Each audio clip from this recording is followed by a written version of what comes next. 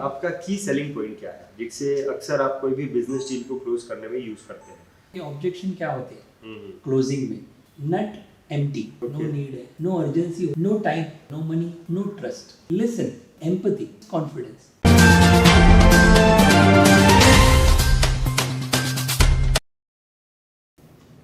नमस्कार, VITV एक nationalised web based channel है। ए रोड टू सक्सेस ये एपिसोड एक कामयाब फाइनेंशियल एडवाइजर की कामयाबी के रहस्य को बताता है। आज के हमारे जो गेस्ट हैं इनका नाम मिस्टर पराग नेसरीकर है।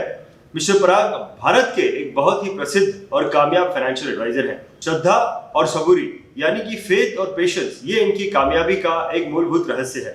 तो चलिए मिलते हैं मिस्टर पराग नेसरीकर से और उनसे उनकी कामयाबी के रहस्य को जानते हैं। मिस्टर पराग, मैं आपका ए रोड टू सक्सेस के आज के एपिसोड में बहुत बहुत स्वागत करता हूँ। Thank you so much for inviting me. Welcome sir. Yes. Parag ji, सबसे पहले तो मैं आपसे ये जानना चाहूँगा कि LIC के प्रोफेशन में आप कब और कैसे आए? LIC के प्रोफेशन में मैं 1998 से मेरी एजेंसी है, तो करीब करीब अभी 20 साल हो गए यहाँ पर ये एजेंसी में। और इस प्रोफेशन में कैसे आया, बैकग्राउंड में देखा जाएगा तो I was from a sales background. मेरा जो करियर है पूरा वो सेल्स करने में गया है। Always I used to do the selling part but different products के लिए। इंश्योरेंस में जब भी आने के पहले कि I was doing a job also और I used to sell mineral water actually उस समय। बट उस समय ऐसा था कि उस सैलरी में I was not able to fulfil everything. तो मैं I was ready to work extra. तो मैं ट्यूशंस भी करने को गया था। इमीडिएटली उस समय ऐसा हुआ कि हमारी एक पॉलिसी थी 50,000 की, जिसका प्रीमियम था nearly about 2,500 rupees half yearly, जो मैं भर नहीं सकता था। और काफ़ी मेरे जो इंश्योरेंस एजेंट थे, मेरे वाइफ के फ्रेंड थे, तो उन्होंने पॉलिसी दी थी हमें। तो काफ़ी फॉलोअप कर रहे थे पैसे पूछने के लिए, प्रीमियम भरने के लिए, but I was not able to do that. तो लास्ट में वो समझ गए कि इनकी कोई फाइनेंशियल ये बराबर नहीं है। तो उन्होंने बोला आप ऐसे क्यों नहीं करते हो, आप एक इंश्योरेंस एजेंसी ले लो, अच्छा शायद अच्छा हो जाएगा, देख लो। तो वाइफ ने मुझे कहा एक दिन कि ऐसे ऐसे वो बोल रहे हैं। It was an opportunity. मैं जैसे मैंने वो कहा कि पैसे के लिए I was ready to do anything. उस समय ऐसे मेंटल स्टेटस था। तो मैं तुरंत ऑफिस में, जो LIC ऑफिस में चला गया था, उनके फ्रेंड जो जहाँ थे डेवलपमेंट ऑफिसर, तो वहाँ पर चला गया। और उन्होंने जैसे बोला, मैं बोला सबके लिए यस बोल दिया। खाली उन्होंने बोला कि एक काम कर सकते हैं आप, वाइफ बिजनेस करने दो, कोई प्रॉब्लम नहीं, आपके कॉन्टैक्ट्स आपके काम आ सकते हैं, लेकिन एजेंसी आप अपने नाम का ले लो। बिकॉज कभी मीटिंग्स होती हैं, कुछ होते हैं, अगर उनको आना नहीं पॉसिबल हुआ तो यू कैन अटेंड। मैं बोला ठीक है, तुरंत फॉर्म साइन कर दिया, पैसे भी उन्होंने भर दिए। अच्छा। और I came into this. क्या बात है। What a coincidence कि आपका जो LIC के एजेंट था उन्होंने ही आपको जो है बिल्कुल LIC के प्रोफेशन में लेके और आज तक मैं कभी भी मिला तो उनको सैल्यूट करता हूँ, वो पर्सन को स्टेज से बुलाता हूँ, भाई इनकी वजह से क्या बात, मतलब मेरे लाइफ में चेंज आ गया। वाकई में वो आदमी काफी बड़े दिल का होगा जिसने अपने कस्टमर को LIC एजेंसी दिलवाई। बिल्कुल, बड़ी बात। एब्सोल्युटली। तो पराग जी, जब आपने LIC का बिजनेस शुरू किया उस वक्त आपका बेस क्या था, और अब इतने सालों में आपने क्या क्या माइलस्टोन हासिल किए हैं, और अब आप अपने आप को किस लेवल पर देखते हैं? देखिए रंजित जी, की आपने बताया कि बेस, वैसे तो देखने के लिए मैं इस प्रोफेशन में आने के पहले 16 साल काम कर चुका था। जो सेल्स काम करता था। कभी मैंने मिनरल वाटर बेचा, जैसे एक्वागार्ड नाम की जो चीज़ है, यूरेका फोर्ब्स 86 से वहाँ से शुरू हुई थी। वैसे देखा जाएगा तो बेस बहुत था, लेकिन वो मेरे क्लाइंट्स बोल नहीं सकता था, क्योंकि वहां पर मैं बेचा हूँ और भूल गया हूँ। That was because I was working for a company, different company, तो वहाँ के लिए जो रिप्रेजेंट करते थे वो होता था, लेकिन कुछ कॉन्टेक्स्ट का थोड़े बहुत अच्छे थे। जब ये प्रोफेशन पे आया तो मेरे पास ऐसा बेस काफी था नहीं, टू बी वेरी फ्रैंक। लेकिन पुराने जितने भी 16 साल, मेरी एक बुरी या अच्छी आदत आज भी है कि किसी से भी मिला और उन्होंने कार्ड एक्सचेंज किया तो मेरे वो कार्ड फोल्डर में चला जाता है। और मेरा एक डेटा बैंक है, उसको एक अलग तरीके से मैं मेंटेन करता हूँ, तो वहाँ पर चला जाता है। तो उनके जो भी एड्रेस है, तो ऑटोमेटिकली उसकी वजह से मेरे पास डेटा बैंक थी। तो मैं कोशिश करता था उनको कि चलो कॉल करें, तो कुछ क्लाइंट्स बेस वैसा था मेरा। So that was an added advantage. दूसरी बात है कि यहाँ पर अगर देखो माइलस्टोन की बात की, तो माइलस्टोन में 3 माइलस्टोन मैं बता सकता हूँ जो मेरे लाइफ में आ गए, जो टर्निंग पॉइंट्स हो गए। एक जो है वो कि first big sale in the sense, मैं अमाउंट के हिसाब से नहीं बोल रहा हूँ, नंबर ऑफ पीपल जो हो गया, वो एक ऐसे थी कि बिजनेस इंडिया मैगजीन आती थी, तो बिजनेस इंडिया मैगजीन से मैं कॉल करता था और कोल्ड कॉल करता था फोन पे, और मैं सारे फाइनेंशियल डायरेक्टर्स थे या कोई डायरेक्टर लेवल के थे, उनकी सैलरी और सब लिखी हुई होती थी, तो टॉप 100 ऐसे आते थे ना नाम वैसे, और मैं अपॉइंटमेंट लेता था, तो उसमें से काफ़ी रिजेक्ट होता था, लेकिन मुझे एक दिन अपॉइंटमेंट मिली और वो पर्सन ने मुझे, जब मीटिंग हुई तो मुझे गाइड किया उनके एक फैक्ट्री में जहाँ पर वीआरएस स्कीम चल रही थी। उन्होंने लॉन्च की थी VRS in the sense voluntary retirement scheme. तो तलोजा में ये कंपनी थी, वहाँ पर प्रेजेंटेशन सब हो गए अच्छी तरह से, और वहाँ से मुझे फर्स्ट ब्रेक 400 क्लाइंट्स मिले। सुपर बड़े छोटे मोटे, लेकिन मेरे लिए तो ये एक बड़ा जैकपॉट सरीखा और भगवान की देन लगी। So, दूसरे ऐसे थी कि मेरी थोड़ी पहचान, मतलब एक फ्रेंड्स थे जो बॉलीवुड में थी, तो बॉलीवुड की एंट्री जो थी जो वहाँ पर सेल्स का, तो वो एक टर्निंग पॉइंट दूसरा था। दिस वाज इन 2003-4 में ही होगा। तो ऐसा हुआ कि एक अकाउंटेंट थे, एक प्रोड्यूसर के, तो वो मेरे फ्रेंड थे, तो मैं हमेशा कोशिश करता था कि चलो ये भी पॉलिसी लेंगे तो अच्छी बात है, लेकिन मुझे वहाँ पर डाल गलती नहीं थी कि मैं जाता था तो उनसे हेलो खाली बात करके मैं निकलता था, तो वो अकाउंटेंट आगे प्रोसीड करने नहीं देता था। लेकिन एक दिन ऐसा हुआ कि वो प्रोड्यूसर ने उनको पूछा मेरी इंश्योरेंस पॉलिसीज का क्या है, जरा देखो और मुझे बताओ। दैट पर्सन अकाउंटेंट को दिस वाज नॉट पॉसिबल, तो उन्होंने तुरंत मेरा नंबर फोन किया, भाई ऐसे ऐसे, तो हम लोग जैसे वो चार्ट, इंश्योरेंस चार्ट एंड बहुत सारी चीजें बताई और मीटिंग फिक्स कर दी। तो मेरे लिए तो ये बहुत ही बढ़िया अपॉर्चुनिटी था। आई वेंट इमीडिएटली, तुरंत गया और उनको सारी चीजें बता दी। दैट प्रोड्यूसर एक्टेड मतलब रिएक्टेड इन सच अ वे, उन्होंने तुरंत मुझे, पहले तो उनके कैबिन में मैं गया तो मेरे लिए तो बहुत बड़ी बात थी, क्योंकि मैं खाली देखता था कि इतने डैन नर्सरी का मतलब कैबिन, बाद में उनके और एक कैबिन थी, वहां पर चले गए, तो I was very much thrilled कि वो पर्सनल हम और वो थे। तो he is a very big producer, I will not name it, but उनसे बात हो गई और ही एक्टेड इन सच अ वे कि बोले तुरंत हम लोग ले लेते हैं, मेरा इतना ही इंश्योरेंस है। मैंने उनको ही बताया कि सर आपका इतना इंश्योरेंस है और आप क्योंकि बड़े हैं, do you think it is okay, मुझे कितना होना चाहिए, तो उनको मैंने बताया 5-6 करोड़ का तो होना चाहिए। This was I am talking about 2003-4 की बात है। तो इसे इतना, और मेरा खाली 10 लाख का है। ऐसा किया तो बोले क्या करना पड़ेगा, बोला खाली मेडिकल करना पड़ेगा और उसका प्रीमियम देना पड़ेगा। मेडिकल में अगर पास हो गए तो यू कैन। अरे मैं मेडिकल में फिट हूँ। This was the reaction and he was very fit person. तो नेक्स्ट डे मीटिंग करा दी, अच्छा, मेडिकल की। तीसरा दिन चेक मिल गया और पहला चेक जो था अराउंड 17 लाख का था, 16.5 to 17 लाख, और एक ही वो सेल में एमडीआरडी क्रॉस हो गया। क्या बात है, क्या तो दैट वाज मेरे लिए ऐसे लगा कि एक्चुअली भगवान ने मुझे, ये कौन से साल की बात है, ये 2003-4 में हुआ। तो फर्स्ट एमडीआरडी मेरा जो हुआ वो वहां से एक ही चेक में हो गया, वहां एक ही चेक में। तो मेरे लिए तो ये बड़ी बात थी। बराबर। So absolutely I was very happy, खुश हो गया। लकीली उसके वजह वर्ड ऑफ माउथ से बॉलीवुड में एंट्री हो गई, काफी फिर एक्टर एक्ट्रेसेस और सीरियल आर्टिस्ट और ऐसे फिर अलग अलग डिपार्टमेंट्स में उन्होंने रेकमेंड किए, तो दैट वाज एक मेरे लिए टेस्टिमोनियल बन गया। So this how it happened. Perfect. तो ये माइलस्टोन। तीसरा माइलस्टोन जो है, आई डिड ग्रेपोलॉजी, जो हैंडराइटिंग का काम था। मेरा एक ही क्वेश्चन था हमेशा अपने आप से कि अगर 10 एडवाइजर यहाँ पर बैठे हैं तो, और सामने एक सेलिब्रिटी बैठी है, एचएन है बोल सकते हैं, वो मेरे से क्यों लेगी, मतलब लेगी या लेगा पॉलिसी। तो मैं हमेशा सोचता हूँ इसके लिए कुछ तो वैल्यू एडेड कुछ तो होनी चाहिए। इसके लिए मैं सोचता था कि चलो I should do something extra उनके लिए। तो मैंने वो ग्रेपोलॉजी उसकी वजह से सीखी। वहाँ से साइकोलॉजी सब्जेक्ट जो है उससे इंटरेस्ट बढ़ गया, एंड वहाँ पर मुझे इंटरेस्ट आ गया कि I should write something, because psychology, I was handling health, जो हेल्थ इंश्योरेंस से करता था, I was handling wealth, because ये वेल्थ सब संभालते थे हम। तो दूसरा रहा रिलेशंस, मतलब जो ह्यूमन रिलेशंस है, ये तीनों इंटर रिलेटेड है, वो वहाँ पर सीखा मैं ग्रेपोलॉजी में। तो this was a remarkable thing. तो मैंने सोचा एक वहाँ पर मेरे गोल बुक में लिख दिया कि I should write one book on this. हो सके तो कोशिश करते। और 2010 में गोल किया, लेकिन it went 5 years, I was not able to publish, काफी चीजें हो गई। 2016 में मेरी ये मिरर बुक लॉन्च हो क्या गई। तो मेरे लिए ये बड़ा माइलस्टोन, मैं कभी खुद को ऑथर नहीं समझता था, मतलब लोगों ने भी इसके लिए हेल्प किया कि आप हमें इतना बता रहे हैं, आप क्यों ना कहा तो लिख देते हैं। परफेक्ट। तो हर एक चीट में मैं लिख के रख देता था, कोई अच्छा इंसिडेंस है, अच्छा इंसिडेंस है।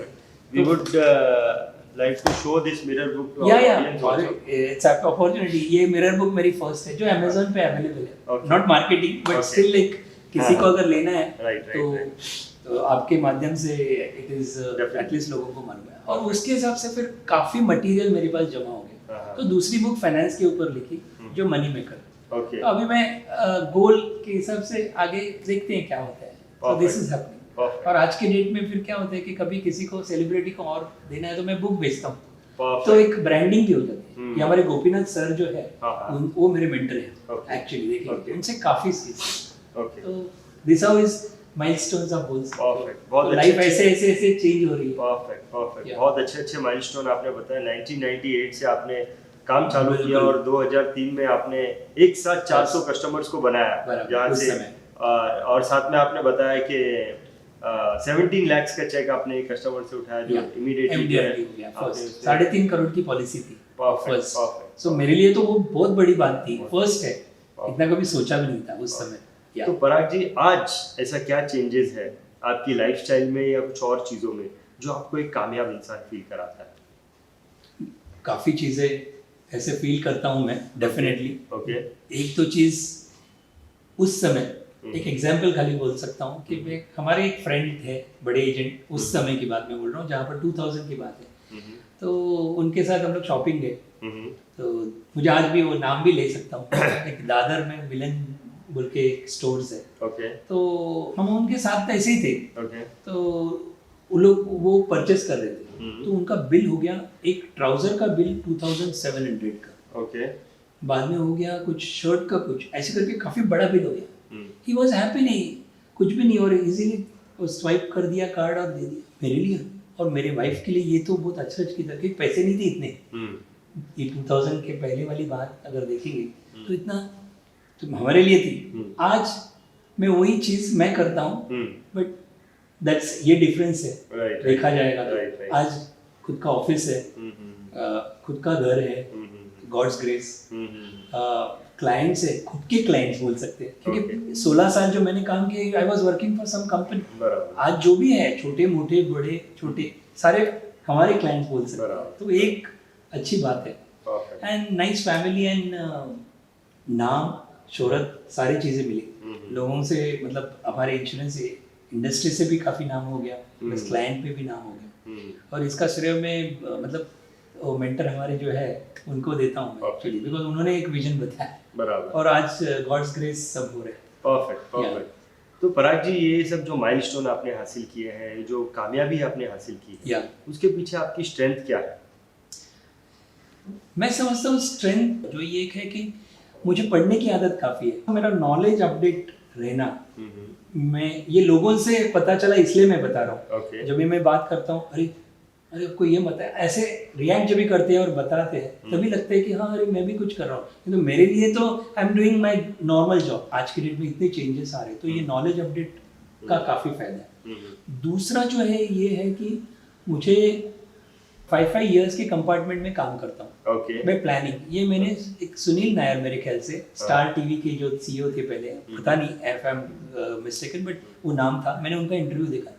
You should work in 5 years compartment. वो एक दिमाग में बैठ जाता है ना कुछ लोगों का, तो वो सीख लिया। तो मैं भी अपना प्लान 5 ईयर्स प्लान में करूँगा। तो वो स्ट्रेंथ एक मेरी प्लानिंग का जो है क्या करना है, वो मेरे ख्याल से एक स्ट्रेंथ होती है। और तीसरा बात है लास्ट जो है टेक्नोलॉजी। आज के डेट में मैं एक साथ 50,000 लोगों से बात करूं, इस पॉसिबल नहीं था। तो उस समय शुरुआत जब हुई थी तो एसएमएस का ये जो जमाना था, अभी WhatsApp and so many things internets का है, तो एसएमएस के हिसाब से या मेलिंग के हिसाब से ये काफ़ी मेरी स्ट्रेंथ है टेक्नोलॉजी। तो मेरे पास आज के डेट में टेक्नोलॉजी वाइज आई एम काफ़ी sound. Technology is helping me to increase my client, ये मेरी स्ट्रेंथ मुझे लगती है। और सिंसियरिटी लास्ट, मतलब जो इम्पोर्टेंट है, मैं जो है वो बोलता हूँ। मैं खाली पुश करने के लिए या बेचने के लिए नहीं करता हूँ, जो रियलिटी है वो रखता हूँ। ये Perfect. मैं समझता हूँ ये मेरी स्ट्रेंथ है। Perfect perfect. तो नॉलेज, प्लानिंग, टेक्नोलॉजी और सिंसियरिटी, ये आपकी स्ट्रेंथ है जो आपको बिजनेस में आगे लेके जा रही है, आपको कामयाबी बिल्कुल दिला बिल्कुल रही है। बिल्कुल। पराग जी, आपकी वीकनेस क्या है जो आपको कभी कभी बिजनेस में थोड़ा पीछे भी ले आती है? ओह यस, वीकनेस तो हर एक में होती है, वैसे मेरे में भी है। मेरा जो है वो रिजर्व नेचर है। ओके। तो रिजर्व नेचर होने की वजह से कभी कभी क्या होता है कि मैं पुश नहीं करता हूँ प्रोडक्ट को, अपने पुश नहीं कर पाता हूँ। मतलब इंश्योरेंस अगर देखो तो पुश प्रोडक्ट है, एक बार बताता हूँ, 2 बार फॉलो अप करता हूँ और उनको पूछता हूँ ठीक। तो ये कभी कभी मेरा वीकनेस है। दूसरा वीकनेस, मैं इमोशनल बहुत हूँ। तो इमोशनल होने की वजह से क्या होता है कि कोई भी छोटा मोटा अगर कुछ इंसिडेंट होता है तो सोचने लगता हूँ कि ये तो नहीं हुआ, ये तो नहीं हुआ। तो that is what I feel is my weakness. और कभी कभी शॉर्ट टेम्पर भी होता है। अच्छा। इमोशनल लोग शॉर्ट टेम्पर होते हैं, ऐसे बोलते हैं, तो मैं भी हूँ वैसे, बट क्लाइंट पे नहीं होता है, तो वो गुस्सा फिर कभी घर पे निकलता है। Okay okay. So I try to, ये मेरे वीकनेसेस है, मैं जिसको ओवरकम करना की कोशिश करता हूँ सेल्स नॉलेज से और ट्रेनिंग से। परफेक्ट वैसे करता हूँ। परफेक्ट। बट इसका असर बिजनेस पे भी होता ही है। होता है बिल्कुल ना, क्योंकि मैं बेच नहीं पाता हूँ बराबर। ज्यादा फोर्स करूँ। नंबर गेम मुझे पता नहीं चलता है परफेक्ट। बहुत। Okay okay. Parag ji, as a financial adviser, अगर फाइनेंशियल एडवाइजर को मैं बिजनेसमैन कहूँ तो वो क्या गलती कर जाते हैं अपने बिजनेस में? फाइनेंशियल एडवाइजर मेरे हिसाब से जो गलतियां करते हैं ना, हाँ। वो मेन चीजें अगर देखो तो एक मिस सेलिंग नाम का चीज है जो सबको पता है। ओके। लेकिन हम लोग कभी भी, मैं इंश्योरेंस की बात करूं या फाइनेंशियल एडवाइजिंग की बात करूं, तो हम लोग कभी कभी मेरे शॉर्ट टर्म बेनिफिट के लिए मैं रॉन्ग सेलिंग करता हूं। ओके। मेरा बेनिफिट कुछ है ज़्यादा, इसके लिए मैं कभी पुश करूं और रॉन्ग सेलिंग करूं, ये हो सकता है नॉर्मली। तो देर आर, मैंने देखे एडवाइजर्स की, वो देखते ही नहीं मैं बेचता हूँ, आगे का सर्विसिंग एंड ऑल, बोलते हैं कुछ ज़रूरत नहीं है, एक शॉर्ट कमिंग है बिजनेस की। दूसरा जो है, अगर देखा जाएगा तो अपडेट नहीं रहते, नॉलेज में लैक ऑफ नॉलेज होता है।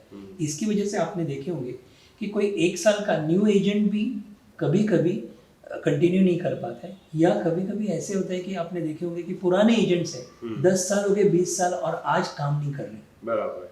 तो ये रीजन है कि क्योंकि इतना चेंज हो रहा है, बिकॉज ऑफ टेक्नोलॉजी बोलो या जो भी चेंज आ रहे हैं। तो मैं अगर अपडेट नहीं रहूं तो कस्टमर कोई भी पूछ, आज के डेट में कस्टमर अपडेट ज्यादा है। बराबर। तो कोई पूछे तो I should be giving answers to them.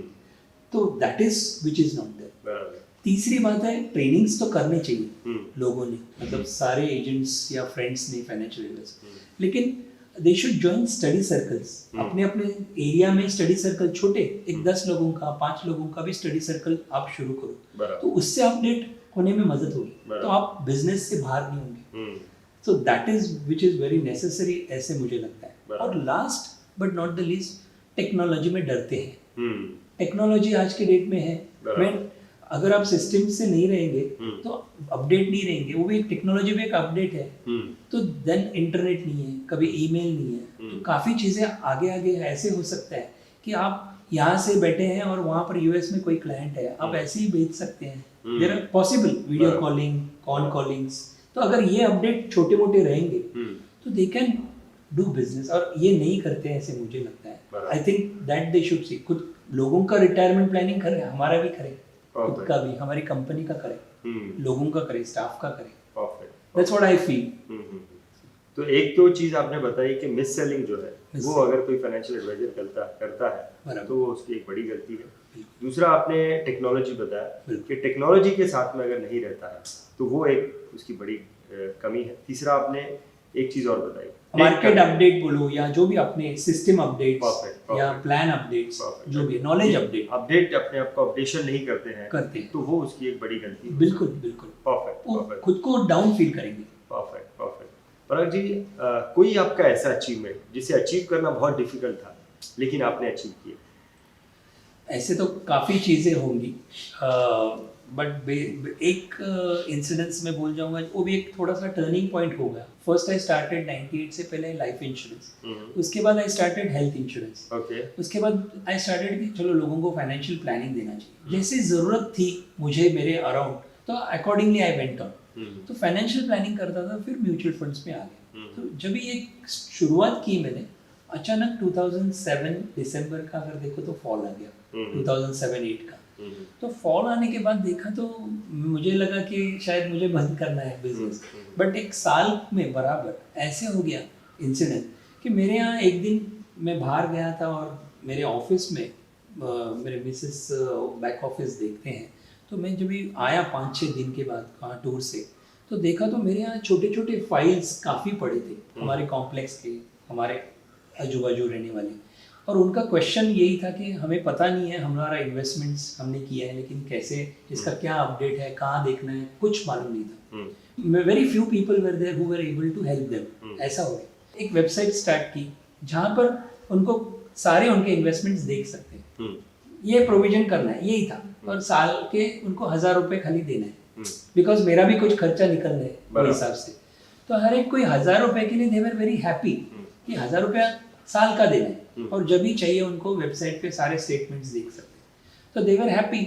और आप मानेंगे नहीं, लेकिन 8-9 मंथ्स में या 10 मंथ्स में मेरा जो बिजनेस जो मेरे इधर हो गया, दैट क्रॉस 100 crore। क्या बात है। सो दैट वाज, मैं कभी सोचा भी नहीं, सपने में भी नहीं सोचा कि ऐसा रिस्पांस होगा। लेकिन वो बोलते हैं ना कि अपॉर्चुनिटी हो मिल गई, और मैंने कुछ एक काम हो गया मेरे से, मैंने किया बोल नहीं सकता हूँ, गॉड्स ग्रेस, बट मेरे से हो गई एंड इट वेंट।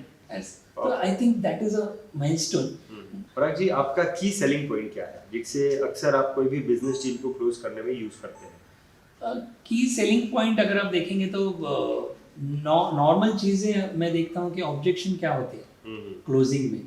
तो हमने सीखा है कि नट एम्प्टी, NUT एम्प्टी, ये मैंने अपना लिख के रखा है। जो मतलब क्या है कि कोई अगर नहीं लेता है तो उसका मतलब हो सकता है उसको नीड नहीं है, नो नीड है, नो अर्जेंसी हो सकती है, नो टाइम, ये ऑब्जेक्शंस होते हैं ना। और आगे चल के देखा जाएगा तो एम्प्टी अगर देखा जाए, नो मनी, ये कॉमन ऑब्जेक्शन होता है, और नो ट्रस्ट। तो इसके लिए मैं क्या कर सकता हूँ? तो ऑलरेडी मैं क्या करता हूँ कि जब भी क्लोजिंग होता है तो उनको एक समझा देता हूँ, नॉर्मल जो समझाते हैं, और लास्ट में ये लिख देता हूँ एक पेपर पे, और मैं उनको बोलता हूँ कि देखो मेरे हिसाब से ऐसे लगता है, correct me if I am wrong, ये चीज़ें हो सकती है आपके ऑब्जेक्शंस, या आपको शायद ये दिक्कतें हो सकती है। उसके सामने आंसर लिख देता हूँ 1 2 3 1 2 3 1 2 3। तो मोस्ट ऑफ द आंसर्स, उनके दिल की जो बात है वो वहाँ पर लिखी होती है। अनलेस एंड अनटिल उसको लेना ही नहीं है तो अलग बात है, या इसमें से जेन्युइन है तो ही सेज हाँ ये सही है, तो then I don't force, because वो तो क्लोजिंग हो भी नहीं सकता है।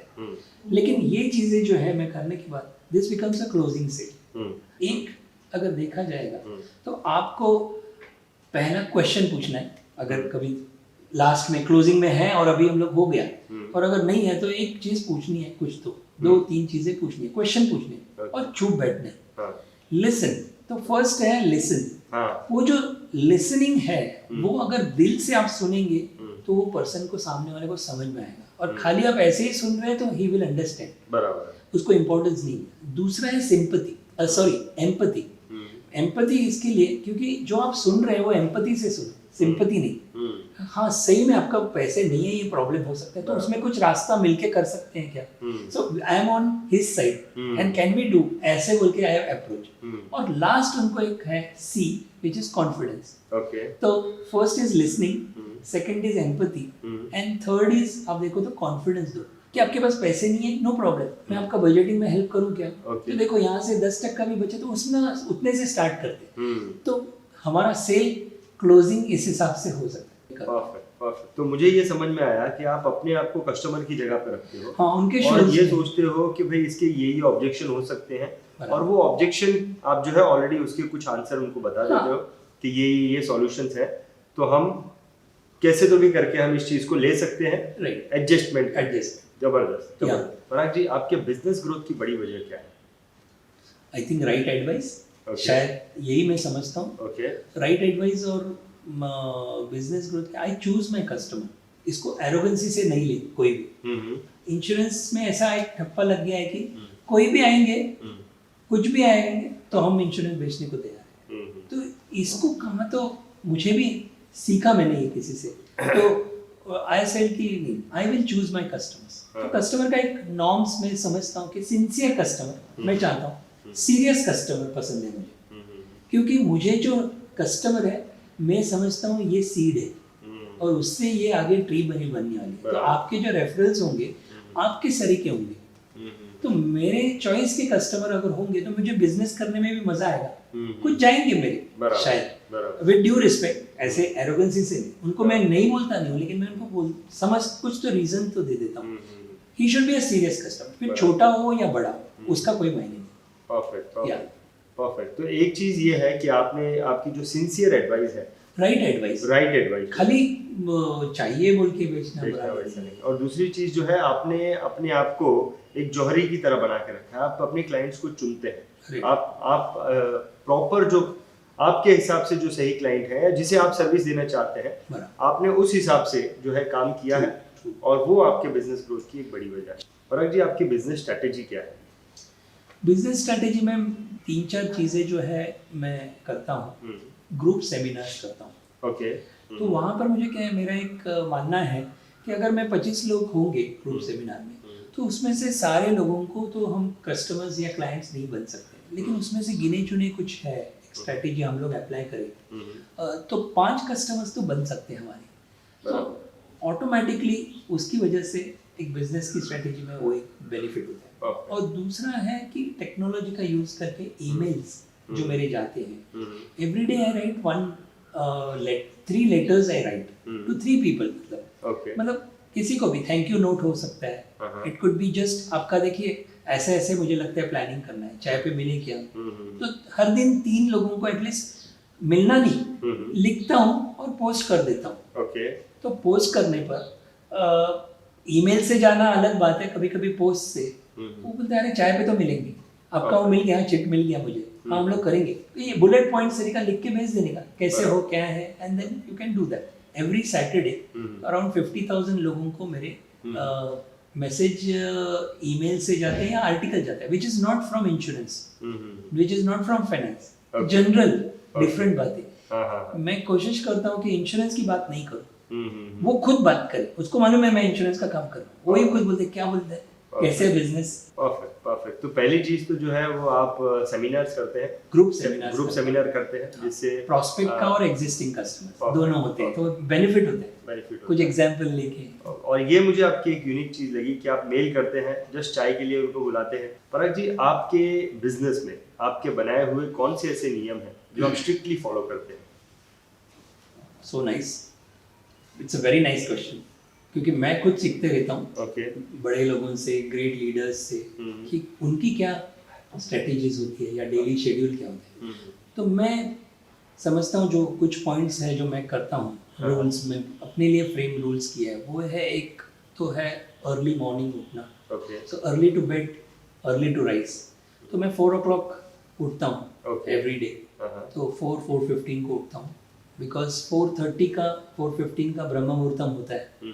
तो आई ऑलवेज सी दैट कि दैट मुहूर्त पे when you get up everything is fresh, और ये पॉजिटिव वाइब्स होते हैं, बिकॉज वो ब्रह्मा का मुहूर्तम है एक्चुअली, आप देखेंगे तो उस समय आप जो भी मांगो, जो भी जिसके लिए दुआ करो या करेंगे, that is going to happen. ये मेरा मानना है। तो मैं क्या करता हूँ, डेली 5 क्लाइंट्स, प्रॉस्पेक्ट्स या कुछ भी चीज ऐसे क्लाइंट्स हो या होने वाले क्लाइंट्स हैं, उनके बारे में मैं लिखता हूँ, प्लान करता हूँ, और प्लान करके रख देता हूँ। उस समय करता हूँ 15-20 मिनट्स में।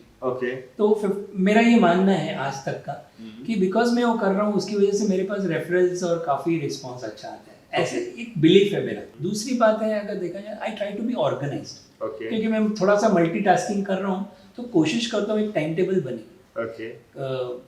मैं कभी भी, आप मानेंगे नहीं, लेकिन कोई पूछते हैं हेलो मिलने को आना है, तो क्यों मैं पूछता हूँ। अच्छा। तो कभी किसी को हम लोग कैजुअली क्यों पूछना, और क्लाइंट को भी क्यों पूछना, नहीं तो कभी कभी ऐसे होता है कि हाँ चलो मिलते हैं, हमें अपॉर्चुनिटी मिली इंश्योरेंस बेचने की, ऐसे फीलिंग आता है मैं इंश्योरेंस कर रहे हैं हम लोग इसके लिए या कुछ बेचने के लिए नहीं।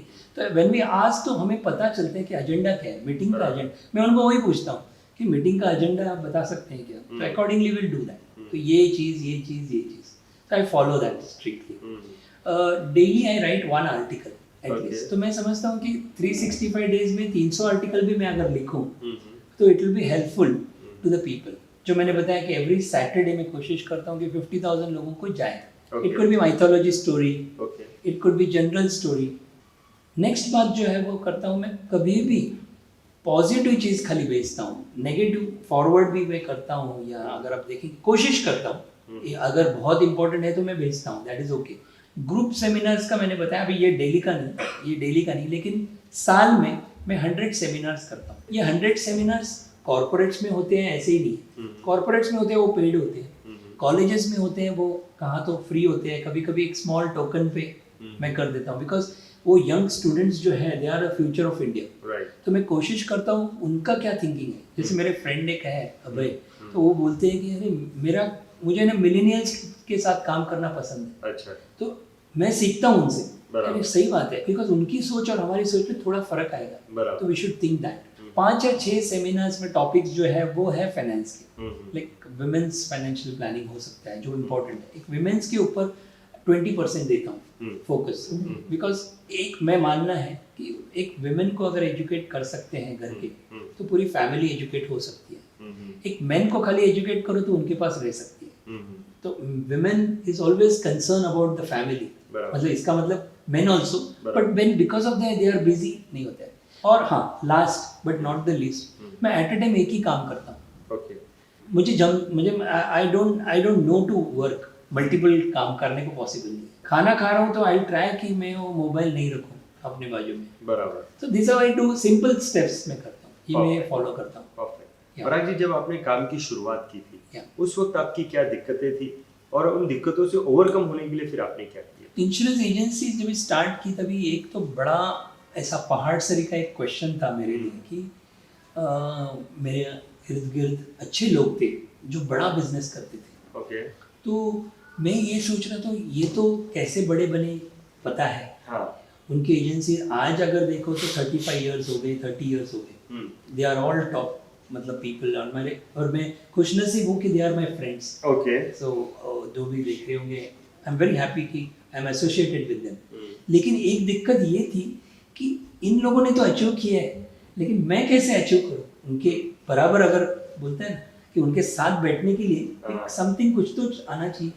तो वो दिक्कत थी मेरी, और आगे चल के because of this group seminars और ये जो कुछ चीज़ें की और ये म्यूचुअल फंड का जो बात हुआ, इसकी बदौलत क्या हुआ, थोड़ा सा एक नाम हो गया, और टेक्नोलॉजी ने मुझे बहुत हेल्प किया। आज मैं देखता हूँ कि 100 में टेक्नोलॉजी एक्सपर्ट बोल के अगर देखा जाएगा तो 10% होंगे, बाकी लोग डरते हैं चेंज से। मैं चेंज से नहीं डरता हूँ, मैं बोलता हूँ वर्स्ट में क्या होगा, हाँ। जहाँ था वहाँ जाऊँगा, बराबर, और वर्स्ट सोच के I do that. Perfect. So I think these are the few thinkings and thoughts which are helping me still. Yes. पराग जी, आपकी नज़र में सक्सेस का मंत्र क्या है? सक्सेस का मंत्र देखा जाएगा तो सक्सेस, आप सिंसियर रहो, ट्रूथफुल रहो, थिंक बिग, ये तो ज़रूरी है, लेकिन उसके साथ साथ ऑर्गेनाइज अगर आप रहेंगे तो everything you can achieve what ever you want. और सक्सेस का मंत्र ये है, मैं समझता हूँ कि एक कस्टमर को कोई भी डेली उनके ज़िंदगी में कुछ परिवर्तन कर सकते हैं क्या? अगर मैं वो कर पाता हूँ तो I am a human being, और मैं अपने प्रोफेशन से भी कुछ काम कर रहा हूँ। सक्सेस वो है ऐसे मुझे, और ये मैं आज कर रहा हूँ। परफेक्ट। तो आपने बताया सक्सेस का मंत्र, अगर कोई इंसान ऑर्गेनाइज्ड रहता है, बिल्कुल, इसके अलावा वो हर दिन किसी एक इंसान की जिंदगी में, अपने कस्टमर की जिंदगी में अगर कुछ बदलाव लेके आता है, एक कस्टमर भी होगा तो भी चलेगा। परफेक्ट। तो ये जो है सक्सेस मंत्र है, सक्सेस तक पहुंचाएगा। बिल्कुल। परफेक्ट। पराग जी, आप अपनी सक्सेस का श्रेय किसे देते हैं और क्यों? मेरा सक्सेस का मेन श्रेय तो मेरे ये थिंकिंग जो भी है, तो ये थिंकिंग्स जो आए हैं मेरे पिताजी से आए हैं। Now he is no more unfortunately, but 93 he passed. अच्छा। बट पूरा श्रेय मैं उनको दूंगा, क्योंकि वो सक्सेस देखने के लिए आज है ही नहीं। वो तो खुश होते थे, बराबर, बट जो भी बेस, मैं समझता हूँ फाउंडेशन इज इम्पोर्टेंट। मेंटर्स है, गोपीनाथ सर है, फ्रेंड्स है हमारे, यहाँ से सीखते हैं। Last but not the least, clients और मेरी family. I think this is a common answer, but फिर भी ये उनका जो भी, मेरी wife, better half, my daughter, कुछ था नहीं, जीरो से आज जो भी हीरो दिख रहे हैं, तो उन्होंने सपोर्ट किया है अनकंडीशनल, तो सबको श्रेय जाता है। परफेक्ट। और ऑलमाइटी तो है ही। परफेक्ट। पराग जी, यहाँ से आगे अब आप कहाँ तक पहुँचना चाहते हैं और उसके लिए आपके क्या प्लान है, आपका विजन क्या है? विजन मेरा ये है कि बेसिक आज के डेट में एक सर्टेन नंबर ऑफ क्लाइंट हमारे हैं। तो मैंने हाल ही में मतलब एक वीडियो देखा था वेलुमणि सर का, जो थायरो केयर के फाउंडर साइंटिस्ट जो भी है, उनका एक मुझे डायलॉग बहुत पसंद आया, जो पहले से था बट ये और मैं मोहर लगा सकता हूँ कि I chase for one more zero. मैं खाली उसमें ऐड करना चाहता हूँ कि I chase for one more zero on the right side. Suppose मेरा अगर 200 क्लाइंट है तो मैं और एक जीरो करूँ तो 2000 क्लाइंट्स पे, but again in 5 years compartment में काम करूँगा। ओके, सो ये एक चीज़ है। दूसरा मेरा जो है वो है, मैं जो बुक लिख रहा हूँ अभी 2 बुक्स है, तो एक 25 बुक्स मुझे अचीव करना है। सो हर 100 डेज में एक बुक मैं चाहूँगा कि मैं लिख पाऊँ। परफेक्ट। पर आगे इसमें कोई दो राय नहीं कि VITV की वेल विशेस आपके साथ है, हमारे व्यूअर्स की भी वेल विशेस आपके साथ है। जरूर चाहिए। आप और बहुत सारी बुक्स लिखेंगे, यानी कि मैं ये समझ सकता हूँ कि आज अगर आपका 1000 करोड़ का EOM है तो आप इसे 10,000 करोड़ का EOM नजदीक में बनाना चाहते हैं अगले कुछ वर्षों में। बिल्कुल। और 25 बुक्स आप लिखना चाहते हैं। या एक ऐड करना चाहूँगा हाँ। कि मैं क्वांटिटी नहीं देखूंगा, I will C focus on the quality. Perfect. भले वो 10,000 नहीं हो जाए, 1000 रहे चलेगा, तो क्वालिटी हो जो भी चीज। Perfect. Sorry to interrupt you. No problem. Sir, आपकी नज़र में सक्सेस क्या है? सक्सेस की परिभाषा क्या है? मेरे एल्डर ब्रदर कहा करते हैं, उनसे सीखा हुआ है, हर एक से सीखते हैं। वैसे बात है कि जब भी हमें कभी अचीवमेंट होती थी तो sky is the beginning, okay, sky is the limit, ऐसे बोलते हैं हाँ, नॉर्मली हम लोग। लेकिन वो ब्रदर बोलते थे स्काई इज द लिमिट नहीं, स्काई इज द बिगनिंग। अच्छा, ओके, तो मैं भी यही चाहूँगा, ये जस्ट बिगनिंग है। ओके। बट यस, सक्सेस के हिसाब से अगर आप देखा जाएगा तो ये नजरिया है, बरकरार रहना चाहिए। हाँ। सक्सेस बरकरार रहना चाहिए और उसको रखने के लिए आपके पाँव जमीन पे होने चाहिए। परफेक्ट। बहुत यूनिक चीज़ बताई, बहुत अलग चीज़ बताई आपने कि सक्सेस जो है एक देखने का नज़रिया है, हमारे देखने का एक नज़रिया है सक्सेस। परफेक्ट। पर आप भी मानेंगे, हाँ। आपके लिए जो सक्सेस रहेगा वो शायद मेरे लिए नहीं भी हो सकता है। बराबर। हर इसके लिए मैं बोल रहा हूँ, perfect, with due respect. Perfect. Parag ji, आपसे जो हमने बातें की हैं, आपने जो उसके जवाब दिए हैं, वो जवाब ना ही सिर्फ मोटिवेशनल है लेकिन उसमें बहुत इंटरेस्ट भी है, सुनने में बहुत अच्छा लगा आपकी बातों को। थैंक्स। आशा ये है कि आपके जवाब, आपकी बातें अगर हमारे व्यूअर्स की ज़िंदगी में एक परिवर्तन लाती है, उन्हें ज़िंदगी एक अच्छे तरीके से जीने का, अपने लक्ष्य को हासिल करने का एक नया रास्ता दिखाती है, तो वो हमारे लिए एक कामयाबी होगी। बिल्कुल। पराग जी, आपने अपना समय निकाला, आप हमारे एपिसोड में आए, इसके लिए आपका बहुत बहुत धन्यवाद। बहुत बहुत आपका भी धन्यवाद। थैंक यू व्यूअर्स, देखने के लिए और टाइम देने के लिए। Welcome sir. Thank you so much. तो ये थे mister Parag Nesarikar, a road to success के आज के एपिसोड में। बहुत ही जल्द एक नए गेस्ट के साथ आपसे मुलाकात होगी, तब तक के लिए अलविदा। अगर आपको यह वीडियो पसंद आया तो इसे लाइक करें और साथ ही में इस चैनल को सब्सक्राइब करें और नोटिफिकेशन के लिए बेल आइकन पर भी क्लिक करें।